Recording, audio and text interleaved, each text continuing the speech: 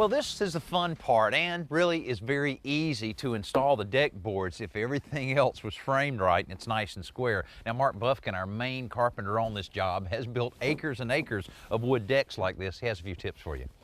Yeah, the first thing you want to do is look at the grain in the wood to see which way the arch goes and put that arch up.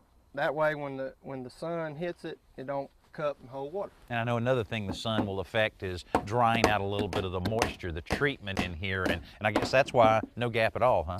Right, we like to keep it tight together, so whenever the sun dries out, you're gonna have a little 1/4 inch gap. Doesn't work out. Now, I'll tell you, Mark, when I've seen a lot of homeowners build wood decks, real frustrating when they get to this point where they have the seam and they're trying to nail those nails in without it splitting. What's your trick there? Well, the trick is just turn the nail over and hit it a couple times, blunt that end. It allows you to get the nail real close to the edge without splitting it. Oh man, this looks great. It looks like you got a full day of work ahead of you.